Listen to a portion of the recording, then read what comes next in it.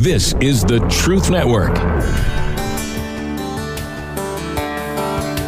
Coming to you from an entrenched barricade deep in the heart of central North Carolina. Masculine Journey After Hours. A time to go deeper and be more transparent on the topic covered on this week's broadcast. So sit back and join us on this adventure. The Masculine Journey After Hours starts here, now.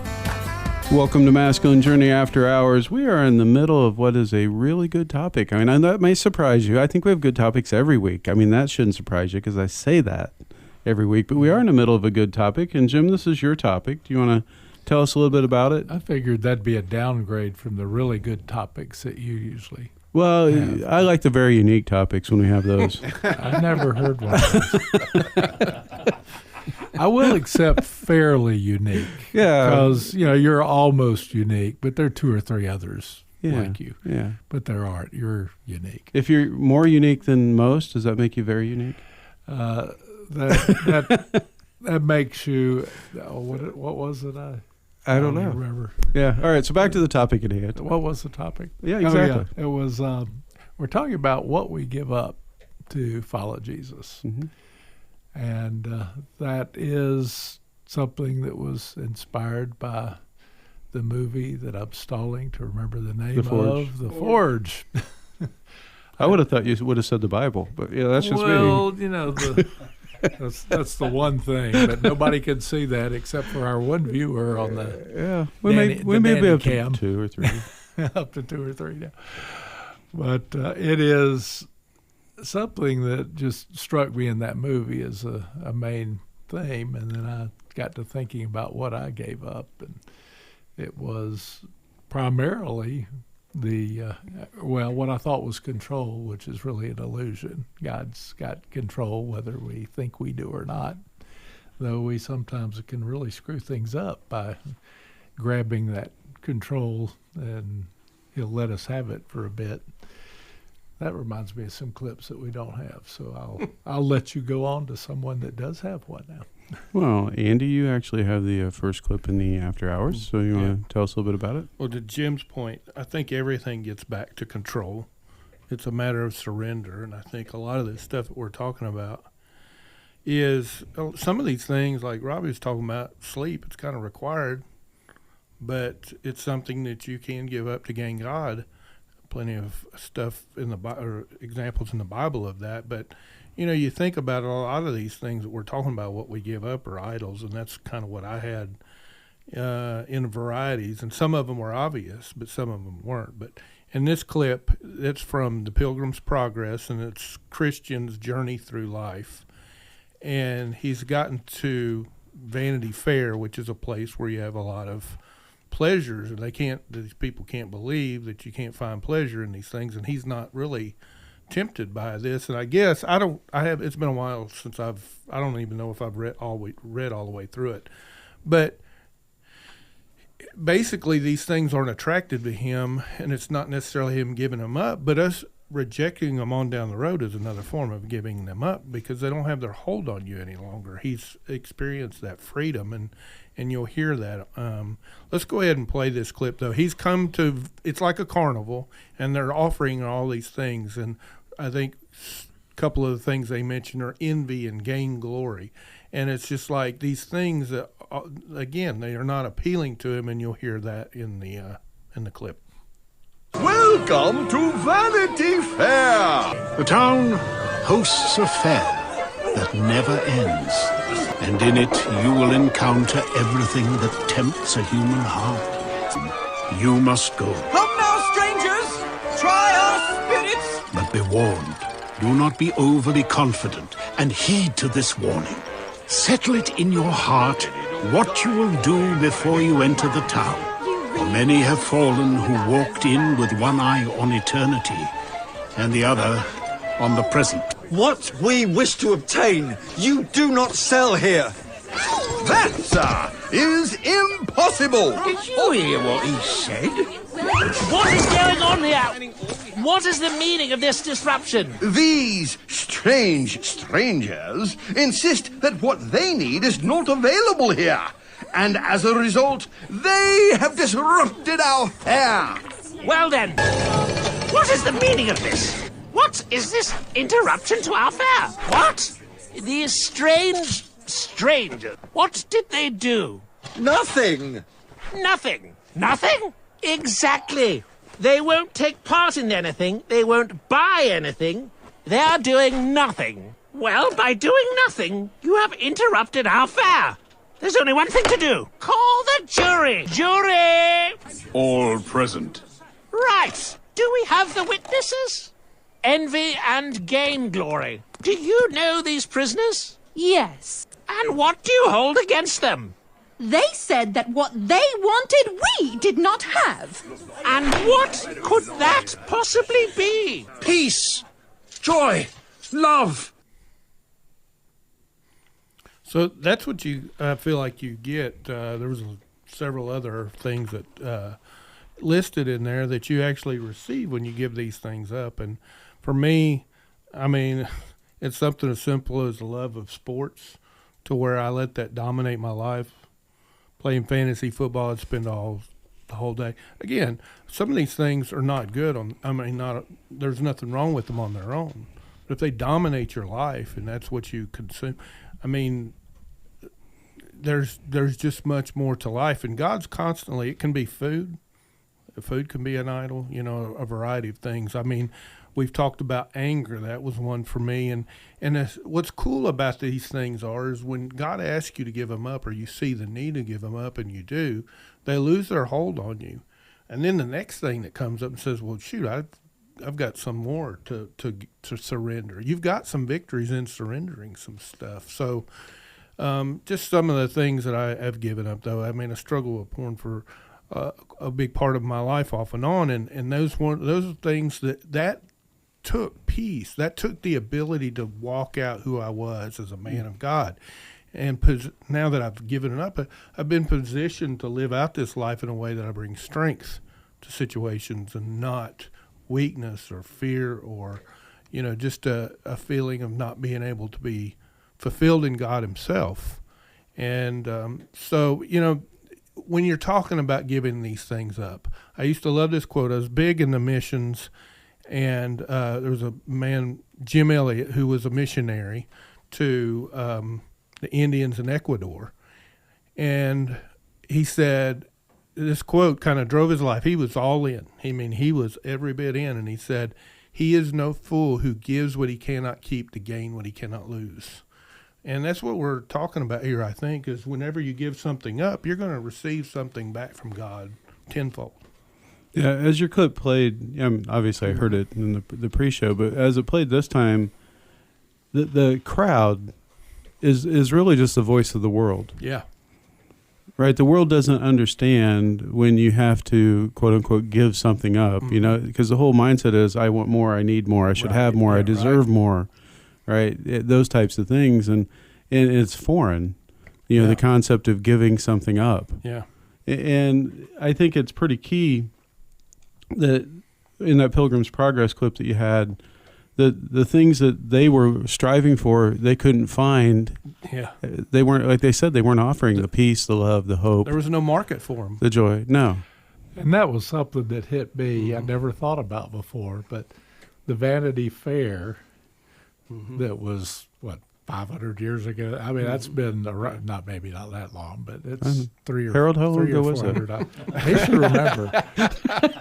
You got the first edition. Harold's our resident historian, right? He is. Yeah. But the fact that you've got a big corporation selling the world that is called Vanity Fair, and I had not really thought of that until I heard it in the clip again. Yeah. I used to work for him, by the way. Well, little plug for your old employer. That's right. Well, I actually I have the next clip, and if this clip sounds familiar, it's because you heard it last week. But it's a slightly different point this week, and so I'll talk about the clip, and then I'll talk about why I chose it this time, and it's around the same reason. But in this clip, what you have going on, it's from Rings of Power, and you have King Durin, who has had an argument with his son, which is Prince Durin, and they just say the word Durin, and they're talking about the son in here, but it's King Durin. And they haven't talked in quite some time. It was a pretty bad argument. And so what happens is the king has an audience come to him, and they're presenting him with some stuff. And one of the people in the audience is his daughter-in-law, his son's wife. Her name's Disa. And he asks her to stick around, and they start having a conversation. And initially, he's trying to get information from her, and she's just not kind of playing the game.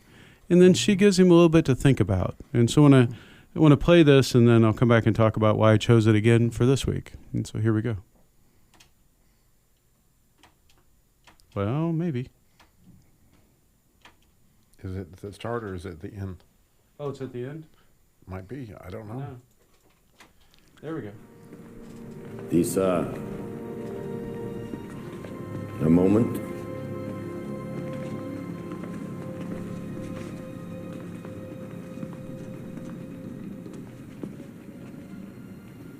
Are you really going to make me ask? Do you mean your grandchildren? They're well. They miss tugging your beard, of course, but... You needn't make this harder than it already is. Funny. I keep saying the same thing to him. Surely Durin knows I spoke in anger. If that's an apology I hear, King, try saying it to my husband. Why should it be me who apologizes? It was he who caused offense. I tell you, he is... Stubborn as a root-bound parsnip. One more quality the two of you have in common. What you call stubbornness. Son dwarves call strength. Oh, I imagine it does take strength. To carry a grudge so heavy. To keep your wounded heart so tightly bound it can barely beat. Aye, it does. It truly does.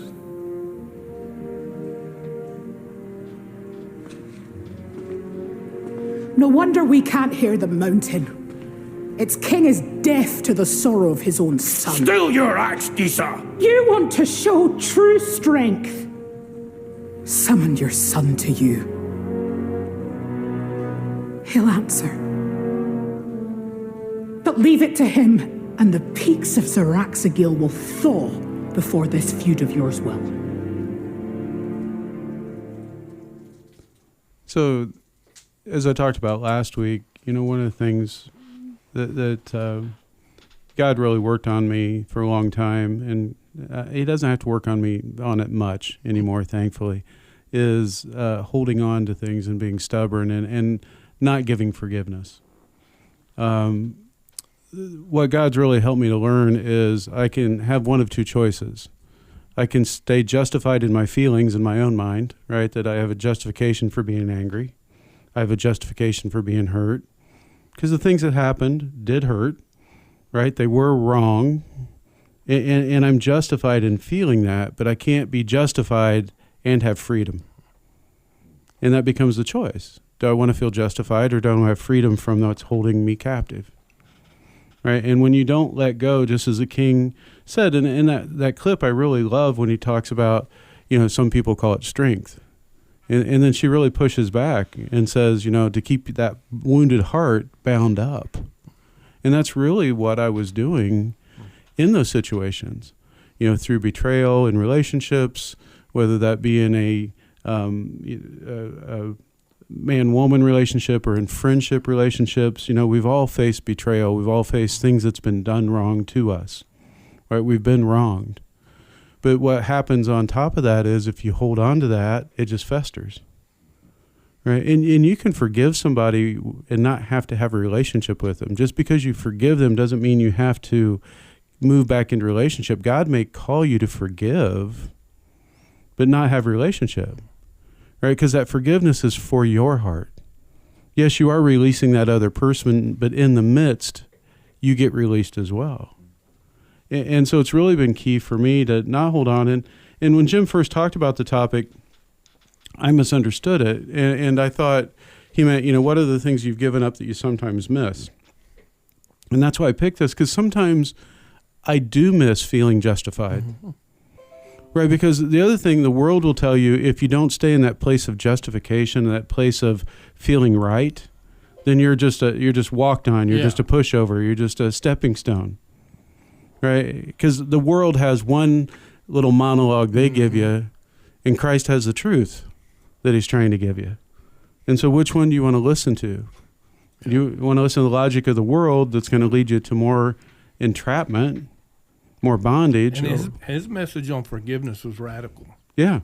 It wasn't partial. It wasn't, I mean, it was like, you got to really forgive them. I mean, you got to let it go. Obviously, I wasn't the only one to struggle with that, because that's 70 times 7 and all that came from, absolutely. Right? Which was not a math equation. It was just a thing to say, look, as many times as it takes. Yeah.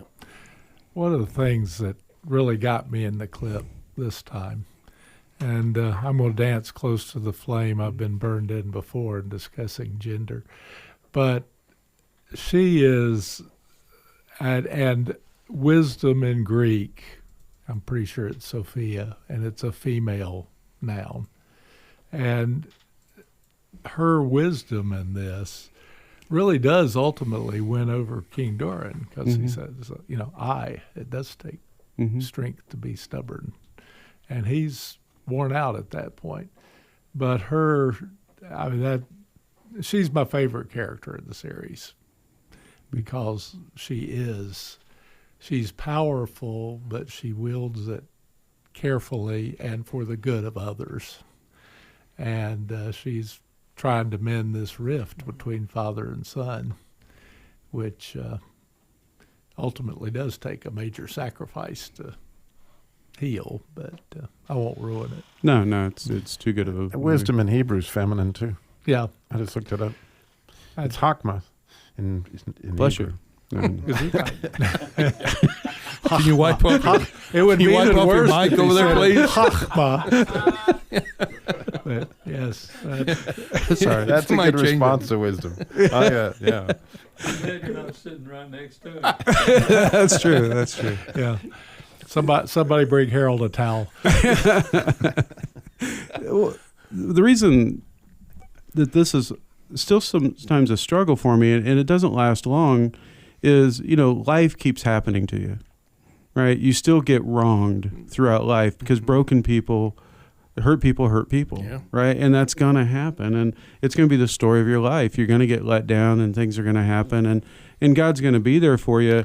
But there are times I really just want to hold on to it. I want to be mad just a little longer, and then God will go, really? Do you? Or if it's the same person that keeps doing it, or if it's different people, it's like, why do I always have to be the one? Yeah. We seem to ask that question quite regularly. Yeah. But he looks a little like Charlie Brown, too. He does.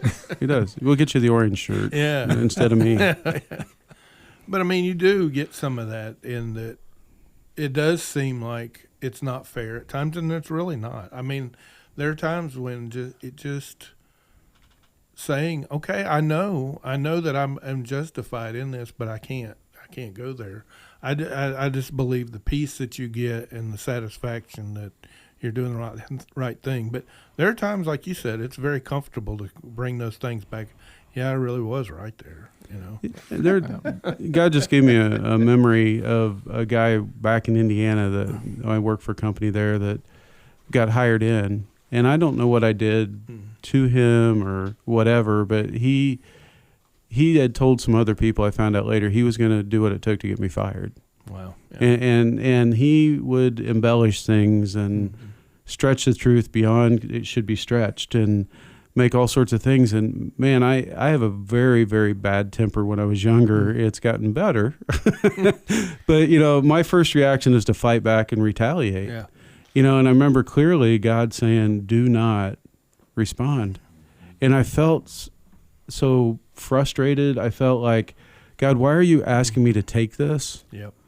And eventually the guy overplayed his hand, and they realized everything he was doing, and he was let go.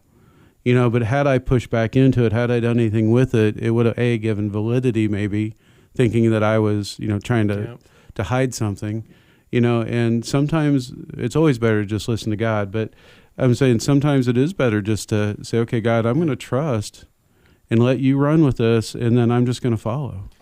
He could have ended up worse than a certain mouse I'm familiar with. The computer kind. Yeah, I know. I didn't want to, or stapler. There's a list of things, but they're usually office tools. They're not. He doesn't break people. That's a good thing. Yeah. Yeah, we had to bump up our office budget. You're not a kickboxer. I don't know whether I ever told this story or not, but several years ago I had a mentor who needed some money, and I borrowed the money for him. It was a couple $1,000. And he said, in a few months I'll have this coming in or whatever, and I'll pay you back. Well, one thing led to another, and he didn't pay me back. Then when he got to the point where he was going to pay me back, he had a heart attack. And just one thing, it just kept spiraling. And then he recovered from the heart attack, but he still didn't make any effort. So by this point, I'm struggling because I'm having to pay for this because I borrowed the money. And this was a guy I trusted. He was, up until this point. And I just really was at odds. I sat down and talked with a few people, and they go, well, you need to hold him accountable, and you work out a payment plan. You need to do all this kind of stuff. Well, I could not find any peace in any of this stuff. And I can remember just really being impressed by God to say, forgive his debt. I thought, but God, I still got to pay it. Mm-hmm. And he said, yeah, but just forgive his debt. Mm-hmm. So what I did was I took him out to dinner and forgave his debt. And what came on the backside of that was the freedom from, I had wrote this off. And I figured, God, you're going to take care of this somewhere. Well, fast forward a few years, got the debt paid off or whatever. Well, we were in need of a vehicle, and a man totally unrelated to the story I just told you gave me a pickup truck. All I had to do was just go sign the title, which would have equated a little bit above what I had lost. Mm-hmm. And, so, the scripture, for lots of different reasons, has come to mind. Scripture promises, God says, I will restore the years that the locusts have eaten. And God, that's been so true in my life in so many different ways. I'm watching it now. The whole thing, but you're right. When you decide to let go, it really isn't about you. It's about the freedom that comes with, I'm no longer bound to that person, because most of the time the things I get angry about, they ain't even thought about. They have no clue. So it's me that is burdened. It's the cancer in my own soul that I'm letting go of. That's a good point. I had a somewhat similar situation with a friend that needed to borrow some money. And I made him the loan on the condition there would be no interest, and I was not going to keep track of it. And he ended up paying it all back. But I had complete freedom in that because I had considered it a gift at the outset. And so sometimes, like you said, you get back what you give away. And usually and then some. And ultimately, it's God's that you're giving away. Oh, it's yeah. not yours, which makes it better. I came to the same conclusion that and nobody listened to this, Jim doesn't have any more money to give out, but and that's not entirely true, but I made the same decision. Can I have some? Yeah, let's talk after the show. Yeah, we will, I'm sure. But if I loan money to people that I would give them, then I don't worry about the debt. Right. And I've been housing some folks that have been struggling for quite a while, and I realized the other day if I had their back rent, the property would be paid for. But I knew going into it that it was a ministry, and God was going to reward it. And somewhere in 10 or 15, 20 years, whenever I do go, my wife will be in pretty good shape because it's appreciated considerably in the value of the property. But it's lost from $5,000 to $10,000 every year I've owned it. Yeah, long-term investment. Yes. Yeah. Well, as you guys were talking, you guys reminded me of my word of the year, which was generosity. And I laughed when you gave it to me because I like to be generous, but always have to say, okay, do I have enough money to be generous? Because, being a single parent, one income household kind of thing, and my kids are all kind of out of the house for the most part, but a one income household that if money runs short, there's no more coming in. It's just what it is. And so this year when God said, be generous, I'm like, oh, okay, if that's what you want me to do. It's been a great year. He's called me just to do some things that in the past I would have really struggled over. And I've learned really just to try to follow when he says, hey, I want you to do it, just to do it, because I know, okay, it's going to be all right. Okay, maybe I'll be short of money next week, but it'll be all right eventually. But he's going to have something in return. And it's been just a great year of being able to love on people in a way previously I've not really done as well. And so it's been really kind of cool to let some of that go, because one of the things he's calling me to let go of control is finances. And I've done a lot more in that area over the last few years, but, I've done with not spending. Now he's saying it's more than that. I want you to invest in my people that I'm calling you to invest in.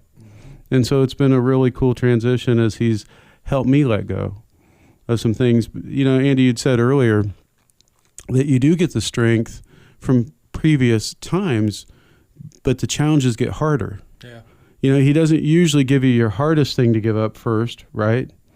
He gives you something that's easier, and they get harder as they go along. Yeah, I think it helps build on victories there. And, you don't start off with the hardest thing usually.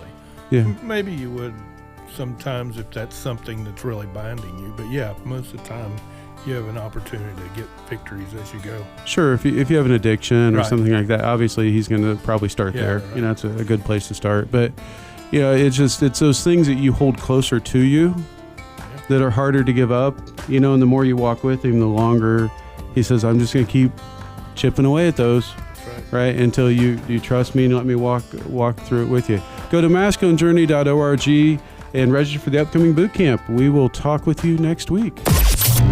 This is the Truth Network.